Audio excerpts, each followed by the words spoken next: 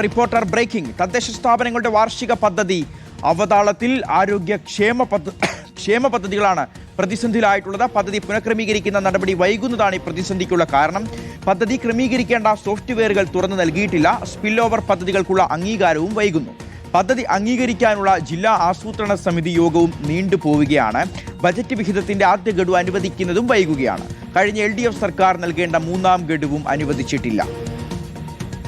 ഞങ്ങളുടെയൊക്കെ ഭാഗത്തു നിന്ന് കോർഡിനേഷൻ കമ്മിറ്റിക്ക് അയച്ചിട്ടുണ്ട്, പദ്ധതിയായി വന്നിട്ടുണ്ട്. പക്ഷേ അത് നടപ്പിലാക്കുന്നതിന് വേണ്ടി ഫണ്ട് അനുവദിക്കുകയും ചെയ്തു.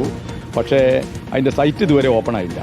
ആദ്യം മന്ത്രി പറഞ്ഞിരുന്നു സ്പിൽ ഓവർ ഞങ്ങൾ പരിഗണിക്കും, 20% ക്യാരി ഓവർ നൽകുമെന്ന്. പക്ഷേ ഇപ്പോൾ അതില്ല. സ്പിൽ ഓവറിൻ്റെ ഫണ്ടും തന്നിട്ടില്ല. ഫണ്ട് ലഭ്യത വളരെ പ്രശ്നമാണ്. ഇങ്ങനെ കുറഞ്ഞു പോയാൽ പഞ്ചായത്തിൻ്റെ പ്രവർത്തനത്തെ മാത്രമല്ല, ഇതുപോലെയുള്ള കുറേയേറെ ആർദ്രം പദ്ധതിയിലൊക്കെ ആശുപത്രിയിലൊക്കെ ടെക്നീഷ്യന്മാർ ഇവർക്കൊക്കെ ശമ്പളം കൊടുക്കേണ്ടത് ആകെ പ്രശ്നമായിരിക്കും. സിനോജ് തോമസ് ഉണ്ട്. സിനോജ്, അപ്പോൾ കാര്യങ്ങളെല്ലാം കുഴഞ്ഞു മറിഞ്ഞ അവസ്ഥയിലാണ്, വലിയ പ്രശ്നമാണ്. ഇപ്പോൾ അദ്ദേഹം പറഞ്ഞ പോലെ തന്നെ അത് സാധാരണ ജനങ്ങളുടെ അവകാശങ്ങളെ കൂടി ബാധിക്കുന്ന തരത്തിലേക്ക് ആ പ്രശ്നം വഷളായിട്ടുണ്ട്. സർക്കാർ ഗൗരവത്തിലെടുക്കുന്നുണ്ടോ ഇത്?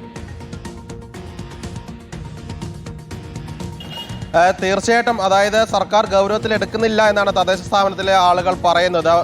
അതായത് മുൻ വർഷത്തെ അപേക്ഷിച്ച് കഴിഞ്ഞ LDF സർക്കാർ പ്രഖ്യാപിച്ച ബജറ്റിനേക്കാൾ 1534 കോടി രൂപയുടെ കുറവാണ് തദ്ദേശ സ്ഥാപനങ്ങൾക്ക് ഈ ബജറ്റിൽ VD സതീശൻ സർക്കാർ വെച്ചിരിക്കുന്നത്. അതുകൊണ്ട് തന്നെ കഴിഞ്ഞ തവണ അവർ പദ്ധതി ആവിഷ്കരിച്ചെങ്കിൽ അത് റിവൈസ് ചെയ്ത് പുനഃക്രമീകരിച്ച് വീണ്ടും ആ പദ്ധതി സമർപ്പിക്കേണ്ടതുണ്ട്, അനുവാദം കിട്ടാൻ സമർപ്പിക്കേണ്ടതുണ്ട്. ഒപ്പം തന്നെ കഴിഞ്ഞ തവണ തയ്യാറാക്കിയ പദ്ധതികൾ, പൂർത്തിയാകാത്ത പദ്ധതികളൊക്കെ തന്നെ സ്പിൽ ഓവറായി ഈ വർഷത്തേക്കും കൂടി സമർപ്പിക്കേണ്ടതുണ്ട്. പക്ഷേ ഇത്തരത്തിൽ പദ്ധതി സമർപ്പിക്കാൻ പോലും വെബ്സൈറ്റ് ഇതുവരെ തുറന്നു നൽകിയിട്ടില്ലെന്നാണ് പരാതി. ഈ മാസം 30 വരെയാണ് സമയം കൊടുത്തിരിക്കുന്നത്.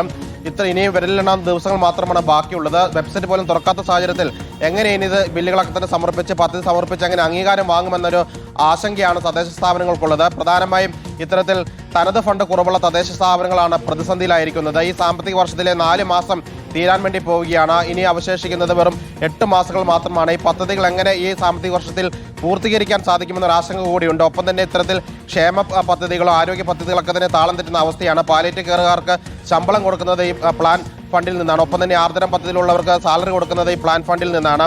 ഈ പ്രാഥമിക ആരോഗ്യ കേന്ദ്രത്തിലേക്കൊക്കെ തന്നെ മരുന്നുകൾ വാങ്ങുന്നതും തദ്ദേശ സ്ഥാപനം ഇത്തരത്തിൽ ബജറ്റ് വിഹിതത്തിൽ നിന്നാണ് മരുന്നുകൾ വാങ്ങുന്നത്. അങ്ങനെ ഈ 4 മാസമായിട്ട് വലിയ പ്രതിസന്ധിയാണെന്ന് പറയുന്നു. കഴിഞ്ഞ LDF സർക്കാർ അവസാന ഗഡുവായ 3-ാം ഗഡു നൽകാതെയാണ് പോയത്. കാരണം തെരഞ്ഞെടുപ്പ് പ്രഖ്യാപിച്ചതുകൊണ്ട് 3-ാം ഗഡു നൽകിയിരുന്നില്ല.